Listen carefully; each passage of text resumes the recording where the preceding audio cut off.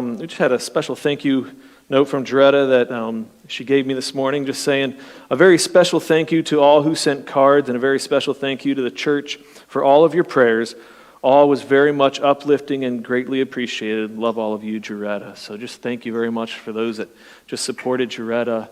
We're going to continue our series in Colossians, and we have one more week after this, but we're going to finish kind of our mini-series inside the series that we started on Colossians chapter 3, verse 15. Hold on one second. Clear my throat before I start talking. That would get annoying after a while. This is our last on the Colossians 3 passage, and I'm going to read the passage in a little bit. But I want to start with this story that I found, and I thought it was kind of amusing. And it said this: there was two men walking through a field one day when they spotted this mean bull. Instantly, they started running towards the nearest fence, and the bull followed in hot pursuit. And it was soon apparent that they're not going to make it. Terrified, one shouted to the other, John, put up a prayer. We're in for it." John answered back, "I can't. I've never made a public prayer in my entire life. There's no way I can do that." His friend said, "But you must.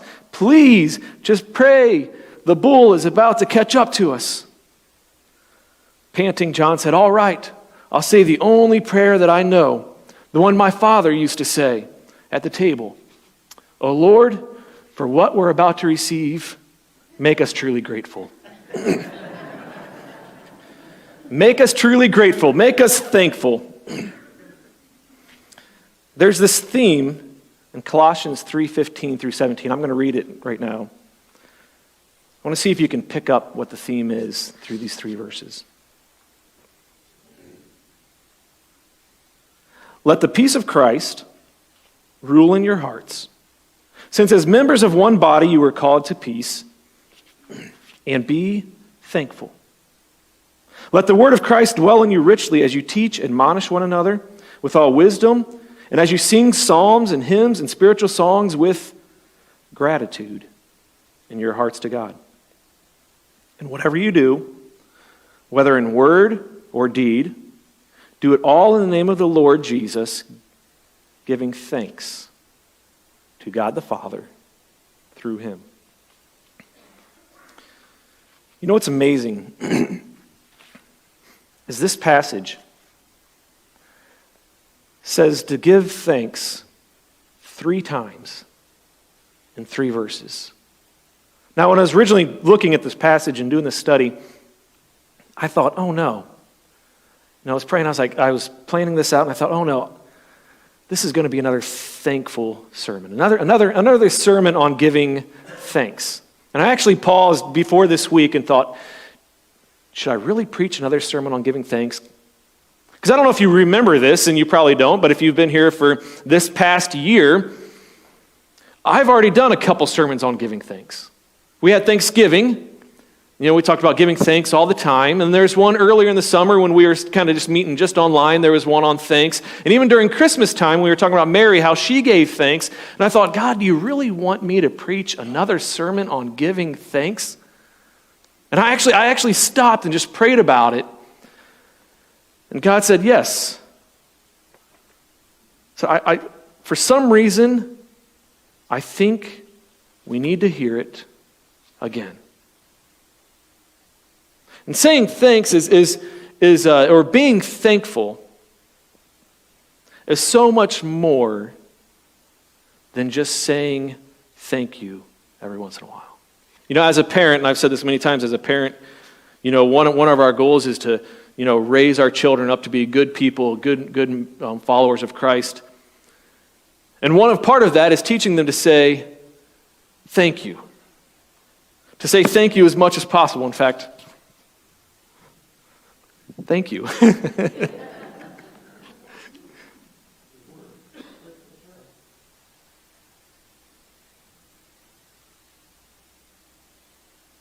Thank you, much better.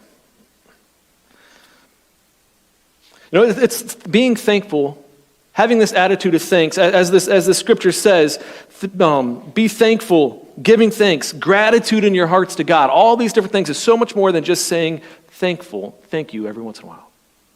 So this morning, I just want to take a few minutes, take some time to look at what does it truly mean to be thankful. And that maybe even why is it so hard to be thankful sometimes? We find this great example in Luke chapter 17. Amazing passage, Luke chapter 17, verse 11. This is a story that I used to love, an event that happened that I used to love as a child. My parents would read it to me, and I learned it in Sunday school, and I enjoyed it. And the background of this passage, what is happening so far, is Jesus has been going around, Jesus has been teaching, he's been preaching, he's been doing miracles all over the place, okay? His popularity is beginning to grow. Crowds are starting to follow him. He's already fed 5,000 people. He's fed 3,000 people. He's healing all these people, so everyone's starting to follow him. And Jesus was traveling in places that he had already been and that he had already taught, so his popularity is even bigger, and these crowds are following everywhere he goes, and he's using parables to teach. He's telling stories to illustrate his points perfectly. And as he's leaving this place, as he's traveling, an event happens. Something takes place, and instead of it being a teaching, it's actually an event happens that illustrates his teachings perfectly. So here's Jesus. He's about to go into a village, and that's where it starts. We're in Luke chapter 17, verse 11. This is going to teach us about being grateful. It says, "Now on his way to Jerusalem, Jesus traveled along the border between Samaria and Galilee. As he was going into a village, 10 men who had leprosy met him, and they stood at a distance." There's these 10 men, and now leprosy was the most feared illness in that time. Anyone who had leprosy had to live outside the city. They weren't allowed to go into the city. They had to live in their own, they would create their own little colonies outside the city, and they had to stay, ironically, they had to stay at least 6 feet from everybody. So this was social distancing back then. They weren't allowed to touch anyone. They weren't allowed to get near anyone.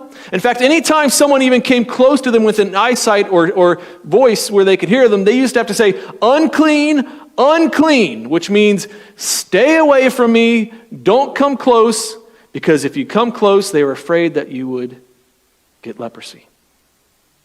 They lived outside the city. These people that had normal families, if you got leprosy, you were kicked out of your family. You had to leave, and you were living out in the streets outside the city. You were poor, you were impoverished, and most of the time there was no hope.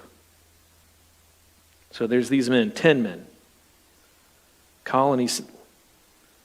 They stood at a distance, and they called out in a loud voice as Jesus was walking by, "Jesus, Master, have pity on us." They weren't allowed to get close, like we said, so they had to start shouting at Jesus. I'm sure they had already said, "Unclean, unclean," and then they just started shouting above the crowd.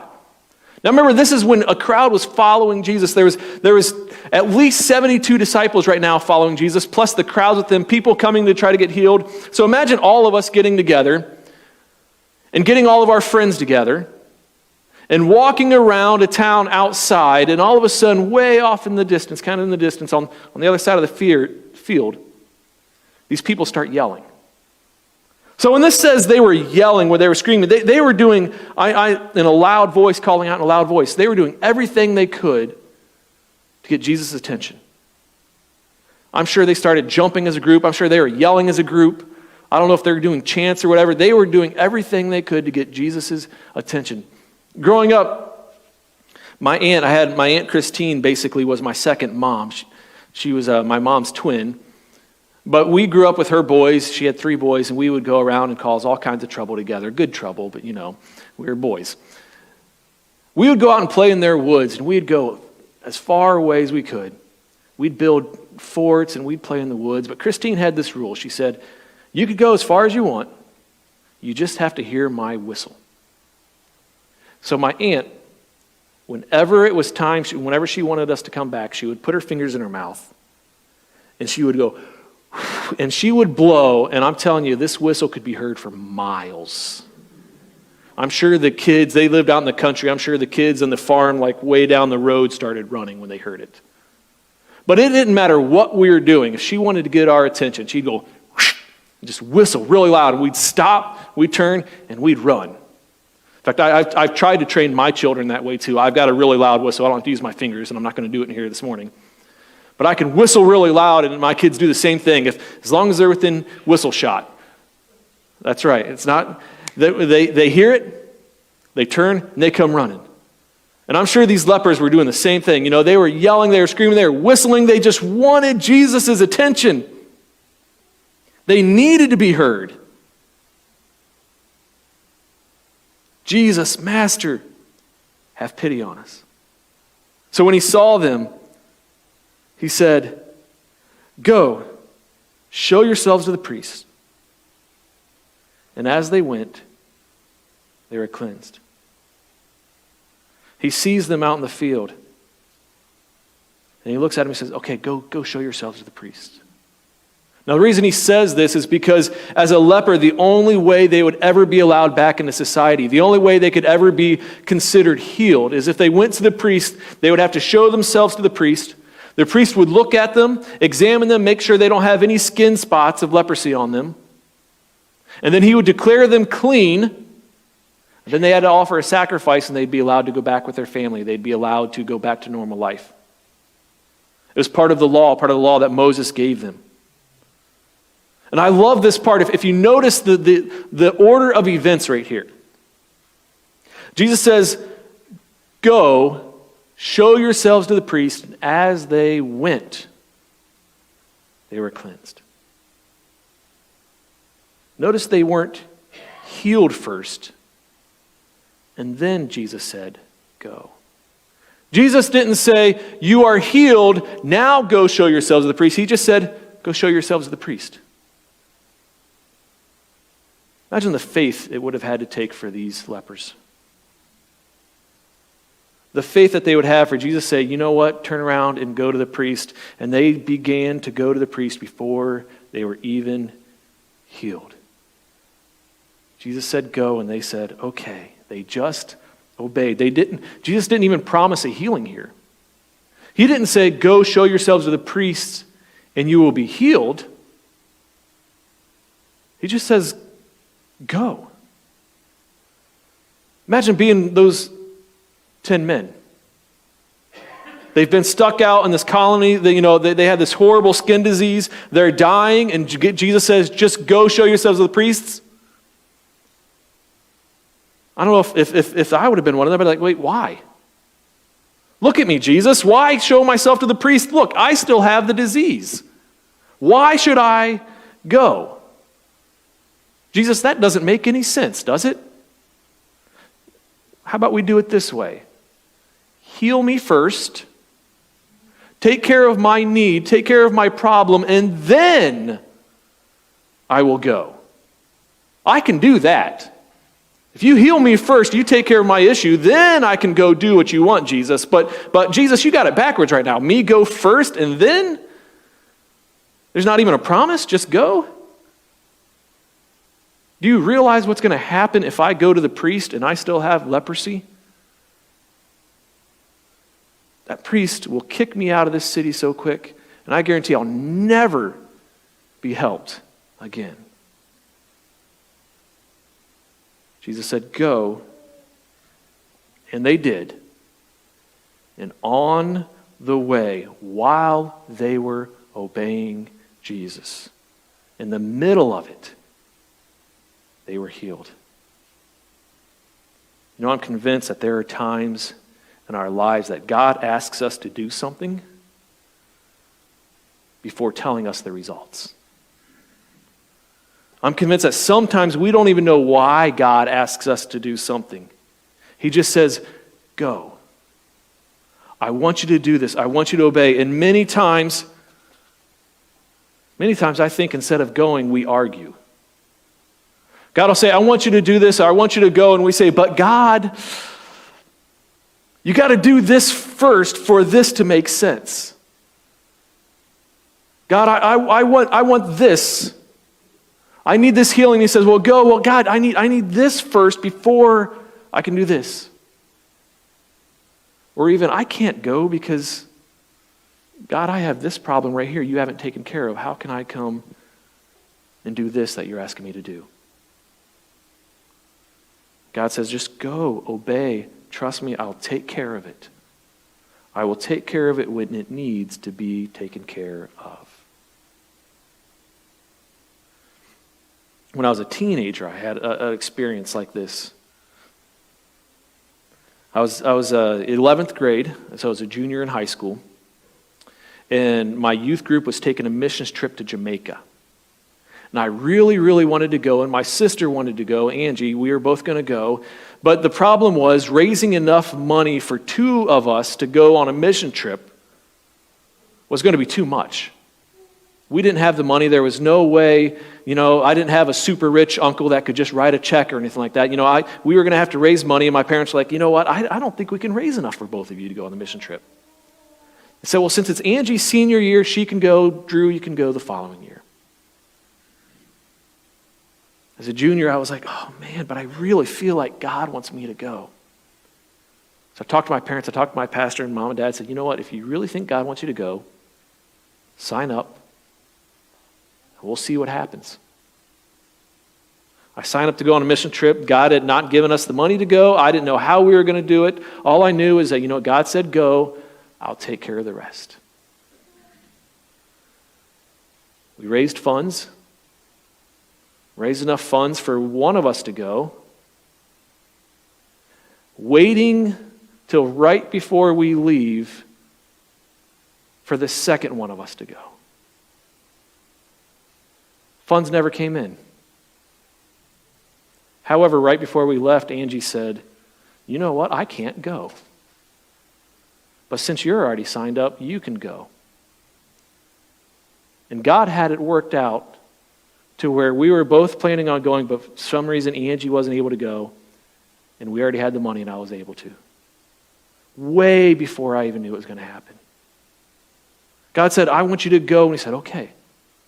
He said, I'll take care of the details. When was the last time God told you to do something before giving you the results? When was the last time that we walked in blind faith, not knowing what was going to happen, but we knew God was going to take care of it? They were healed. As they went, they were cleansed. And then one of them, when he saw that he was healed, he's going to the temple, he looks down, he sees that he's healed. His skin is healed. He came back praising God in a loud voice. He threw him at Jesus' feet, and he thanked him. And he was a Samaritan.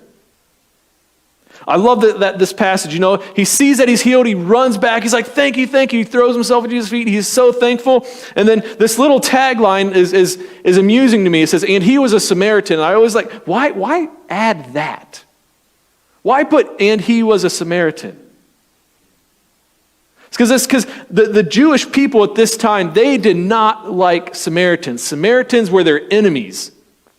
Out of the 10 lepers, if there was one of them that they thought should not be healed, it would have been the Samaritan. They're healed. He comes back and he says, one of them comes back and is thankful. And everyone's like, yeah, one of them's good. That's the good guy. And then as Luke's writing, he says, yes, you know what? That good guy is your enemy. It was the Samaritan.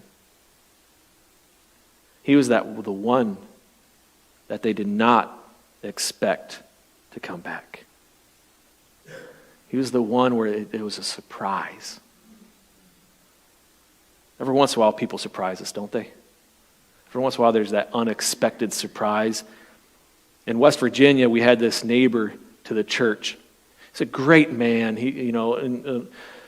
great, wonderful guy, but he was the type of guy, he'd been retired for many, many years. He had the most perfect lawn. When he cut it, it was beautiful. I don't know how many times he fertilized that lawn, but it was 100 times a year. I mean, it was just, this grass was perfect. But he was the type of guy, as good as he was the type of guy that would sit on his porch And if you even looked at his lawn wrong, he was the, hey, get off my lawn type of guy, okay? The perfect get off my lawn guy. The neighbor's cats used to come over to his lawn. Oh, it drove him nuts. I don't know how many times I'd be sitting with this gentleman, and he'd be like, if that cat gets on my lawn one more time, I'm getting my gun out. They'll never find it, because he lived right in front of a cemetery. So they'll never find that cat. Better stay off my lawn. He knew every one of his neighbors. You know, he knew every one of them, and he knew all their faults. And he was really good at telling me all the faults of all the neighbors. Nice man, great man, but, just the get off the lawn type of guy. He lived right beside the church, and one of these days, one of the mornings I was at the church office, and this person comes up to the church, is often knocked on the door, and, I let him in, we were talking, and the person was they had their car. They said they were homeless, hadn't eaten in days. They needed gas and some money to get down to Wheeling, West Virginia, so that they could find a place to stay. And all they needed was just gas and money. I didn't have any money for gas at that time, but the gentleman that was beside the church, he was watching. And as I'm taking the person out to the car, because I had heard the story multiple times, and waves me over, and he goes, what's going on? So I explained to him what happened. And he said, Pastor Drew, I've got this. And I'm like, oh no, what is he going to do?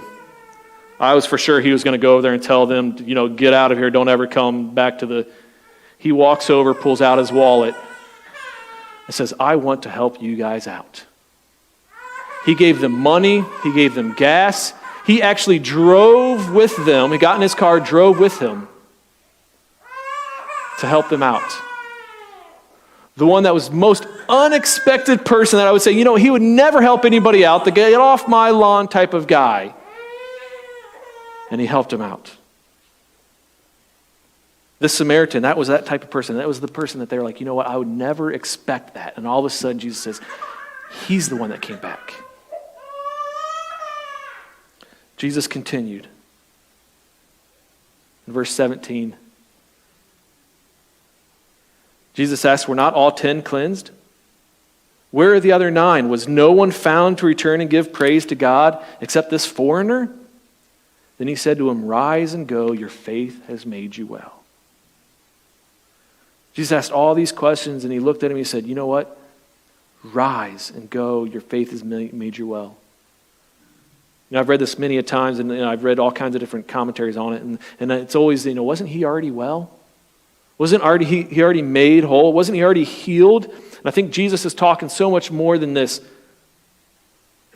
I feel because this man came back and was truly thankful, he received a deeper healing, a spiritual healing. But go back to the original question. What does it mean to be truly thankful? What does it look like to be truly thankful? This man was made well because he was truly thankful. So quickly, let's look at what he did. First, he praised God in a loud voice and he thanked him. He was thankful in his words. Something so simple, something so easy that sometimes we forget. He actually just gave thanks with his words. This is something that I think we need to make a habit of. We need to do all the time. You see, here's the thing. Giving thanks is stopped by our pride. I know it's hard to think about this. When we say thank you, we are giving up our pride. Because when we think we deserve it, or when we think we are better, there's no need to say thanks. If someone gives me something and I think I deserve that something, well then there's no reason to be thankful because I deserved it or I was better. Giving thanks actually takes our pride and we put it to the side so that we can say thank you. We are grateful for something that we didn't deserve or something that we couldn't do. It's easy to say thanks when we remember what Jesus did for us. It's easy to say thanks when we remember that we were a sinner and that we've been saved by grace, not by something that we've done. It's easy to say thanks when we realize that we didn't even deserve it. And it becomes on our hearts. So the first thing to be a grateful person, the first thing to be a grateful person is just say it. Say it all the time. Say it as many different ways as you can. When you're checking out at the grocery store, if you don't use the self-checkout, you could even do the self-checkout line. Say thankful to that one person that has to run all of them. You're checking out at the checkout line, you know what? Say thank you to the person that checks out your groceries. Even if that person is slow. You know what? You can be grateful that they did that for you. Say thank you to your spouse. When your spouse does something nice to you, whether he or she opens the door for you, or just does something kind, or maybe makes dinner, or puts the kids to bed. Say thank you to your kids, parents. Sometimes we need to say thank you to our children for the things that they do. First way to be thankful is just say it. Build each other up. That's what we're here for, is just to build each other up. Thank you are very powerful words. He wasn't only thankful in his words, he was also thankful in his actions. I love this. He came back. He stopped what he was doing. He came back. He threw himself at Jesus' feet. Now, I'm not saying that every time we're thankful, we should just throw ourselves at someone's feet. That would be a little awkward. But what I'm saying is our actions need to match up with our words. We need to do things that show that we're thankful. I think this is actually the hard part for me. I love saying thank you. I'll say it all the time. It's kind of just, it's been a habit. But doing things is kind of a little bit harder. Like write a thank you card. Boy, I hate writing cards and notes. I'm horrible at it. First of all, you can't read my handwriting. I can't even read my handwriting. But to write a note that says thank you, it's so hard, but it's something that, maybe we need to do. Or serve someone else to return thank you. Give. Email someone. Give someone a hug. We can't just sit around. We actually have to do something to show that we are thankful. He said it, he did it, and his attitude reflected it. Because there's something deeper than just saying and doing. It's got to come from inside. It's got to be our attitude of thankfulness. Because we can fake it for a while. We can cover up our ungratefulness for a while. But eventually it'll come out. In college, I had a roommate named Jamie. Awesome guy. Well, it was our, it would have been my sophomore year in college. It was halfway through a semester, and all of a sudden there is this smell coming in our room. Now, that's pretty normal for a boys' college dorm to smell. But this smell was getting pretty bad. And we couldn't figure out where it was coming from, so Jamie had this great idea. He bought a bottle of Febreze, the strongest smelling Febreze he could find, and he would spray down the room with Febreze because he couldn't stand the smell. So he would spray it down just about every day to cover up the smell. Room would smell great for a while. It would smell like roses or lavender or whatever he wanted it to smell like. And then the next day we'd wake up and the smell would be worse. We're like, man, it stinks in here. Well, Jamie got the Febreze out, spray bedding, spray everything down. It was good. Next day we'd wake up and the smell would be a little bit worse. And a little bit worse. And it was about a month. Jamie went, I don't know how many bottles of Febreze he went through. He'd get done, run to Walmart, grab another one. He would take care of the smell for a little while, but it just kept coming back. It wasn't till the end of the semester, so it was probably a month or two that we were trying to cover up this smell that we finally realized there was a half a pizza box in the closet. It was horrible. You know what? We can do everything we want to try to cover up what's on the inside, but it won't work until what's on the inside changes. We can Febreze it all we want and say thank you and put a smile on our face, but until our heart changes, until it comes from the inside, it's not going to hold up. That smell is going to keep coming back. We need to get to the point where we find the pizza, we get rid of it, and we truly have an attitude of thankfulness. Because then the words will come, the actions will come naturally. If we keep trying to cover it up, eventually we'll just get worn out. Every time I look at this passage, I always want to be that one leper. Right? Our goal is to be that one leper, that one that came back. Or at least a lot of times I think, that's the one that I can relate to. But I think really so many times we are a lot more like the other 9 than we are that one. Here's what I find amazing. The other 9 do get a bad reputation a lot of times, but the other 9 obeyed. Think about it. The other 9 did obey. The other 9 were healed. They did go and show themselves to the priest, we assume. They probably they showed themselves to the priest. They probably went back and celebrated with their family. They were probably like, yes, this is amazing. And then they went back to life as normal. And they just went back to doing what they were going to be doing. I think so many times that happens with us. God does a miracle in our life and we're like, yay, this is awesome. We obey. God works a miracle, and then we just go back to life and we forget to be grateful. We may say, thank you one time, and that's it. But our attitude and our actions and our words never change to be truly grateful. That one man couldn't keep going. He couldn't experience his healing without being thankful. He said, I have to stop. I have to give praise now. Because I believe it was deep inside of him. I believe it was more than just words, more than just actions. It came from his heart. This morning our worship team is going to come forward.